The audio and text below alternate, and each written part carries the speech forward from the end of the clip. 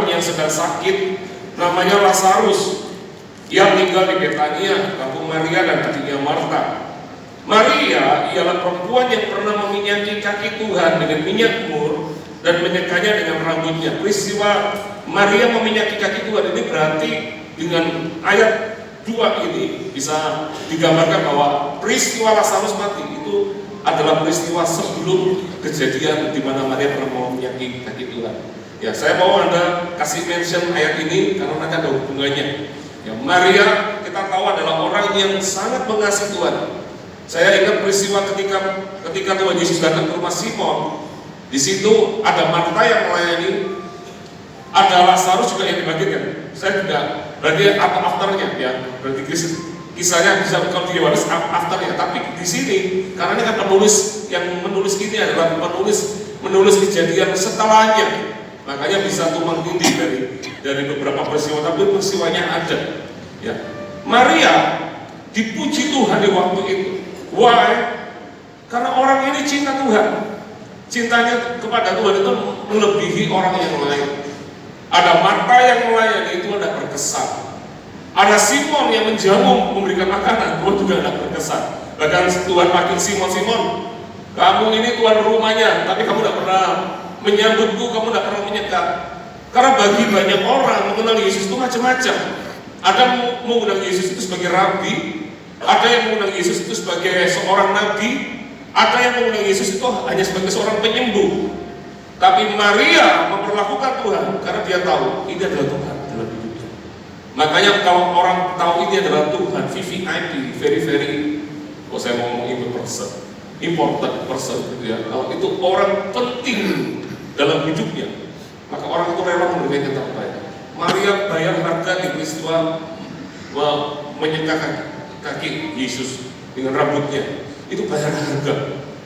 Kok bisa ya ada wanita, perhiasannya wanita itu kan mahkotanya itu dikatakan kan rambutnya ditaruh di kakinya seorang guru, seorang rabi, itu seorang laki, itu gak pantas sebetulnya.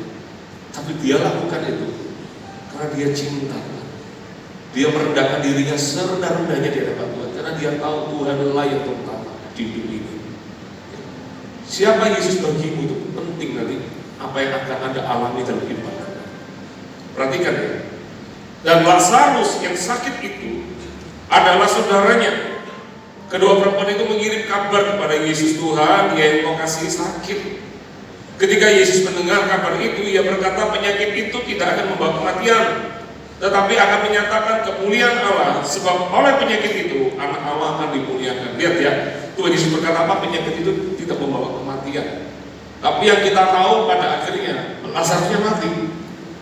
Makanya kadang-kadang untuk menerima janji Tuhan, Anda tidak boleh gampang-gampang langsung dengar dia. Mari kita kembali lagi ke Yudea. Murid itu berkata kepadanya, Rabi, baru-baru ini orang-orang Yahudi mencoba melempari engkau. Masih maukah engkau kembali ke sana? Yesus baru mengalami peristiwa di mana dia dilempari batu di situ di Yudea. Dan ketika dengar kabar Lazarus masalahnya dari situ. Dia harus kembali ke sana. Ayat 9 perhatikan jawab Yesus, bukankah ada 12 jam dalam satu hari? Siapa yang berjalan pada siang hari kakinya tidak terantuk karena ia melihat terang dunia ini. Tetapi jika seorang berjalan pada malam hari, kakinya terantuk karena terang tidak ada di dalam dirinya. Maksudnya apa sih? Dari ayat 8, ayat 9 dan 10 ini kok nggak nyambung ya seperti ya. Tapi sebetulnya ayat 9 dan ayat 10 itu Tuhan mau katakan gitu. Kalau kita mau bekerja di dalam Tuhan, Anda dan saya itu gak perlu takut dengan situasi dan kondisi yang ada. Bagi Yesus untuk menyelamatkan seseorang, meskipun itu tantangan ada di depan, dia akan lewati. Karena cintanya dan jiwa-jiwa itulah yang membuat Tuhan itu gak pernah mau berhenti, saudara. Kalau dia Tuhan kita seperti itu, harusnya murid-muridnya juga seperti itu. Kita ini pengikutnya, kita ini muridnya. Kalau orang berjalan dalam terang itu, tidak mungkin jatuh karena ada terang Tuhan itu. Saya yakin ayat 8 ayat 9 ini juga mungkin ngomong sama murid-muridnya, karena murid-muridnya akan takut ke sana.